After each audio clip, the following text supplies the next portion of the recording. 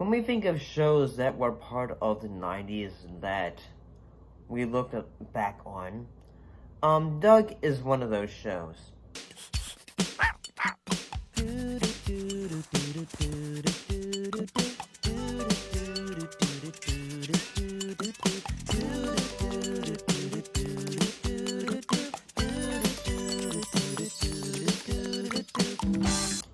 Unless you are constantly minded, like say, hey, you got a show that has your same name.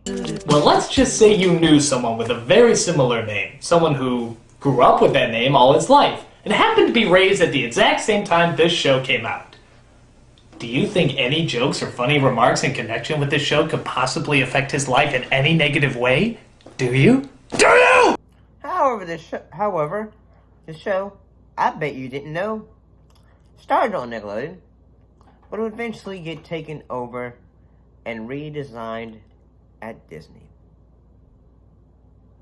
Let's go ahead and take a turn back of the clocks to look at the 90s. However, before we get into the details on if Disney did steal Doug from Nickelodeon, let's talk about the show itself.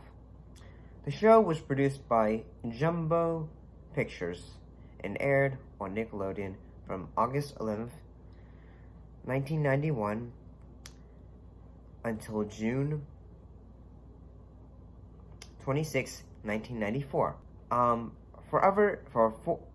And this was only 4 seasons and was created by Jim Jenkins. If you need a bit of a refresher of the show was about Doug Yancey Funny and his friends dealing with everyday things that kids, would usually go through, especially in the 90s and all that time, whether it was topics that range from bullying. It was sweet not to do it, Doug. Sweet not to do what? Not to do this!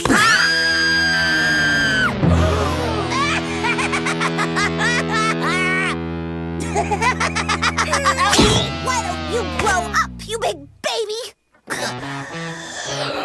Excuse me. Or say Doug having having a crush on, like this one I was working on today. Patty, you're the pickle on my coleslaw. Patty, you're the sugar in my tea. Patty, you're the relish on my hot dog. And Patty, you're the mayonnaise for me. Whoa, whoa, whoa. Patty Mayo. And as well as having his own alter ego. A superhero alter ego, that is, in this case, the character known as Quail Man. Quail dog, hand me the quail tweezers. That's the quail call. The cry of someone in... The show would have moments, such as musical moments, like the band known as The Beats, which was in a way based on the British band The Beatles. Well, after 4 seasons of the show, Nickelodeon had decided not to continue the show, since its budget was honestly quite expensive. So, other networks got interested in, taking over the reins for the show. In this case, Disney and ABC were able to purchase the show in 1996. And it was given a new branding with Disney, known as Disney's Doug.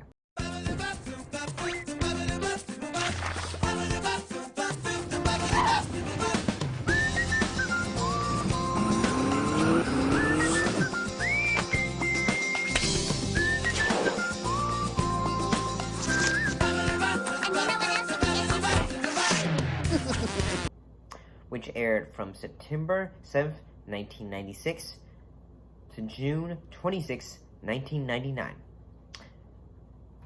And this was only for 3 more seasons, and it would also get its own movie in Doug, the first movie. Except that was only 1. Some changes included the new theme song that was started at the beginning of the show. Character designs that are changed in a way would be like, say, such as like Roger becoming rich and no longer like living in the trailer park because of his mother. I believe the story element was that Bluff, I think it was Bluff, had basically bought out the land, and then they had gotten some, got money off of that. And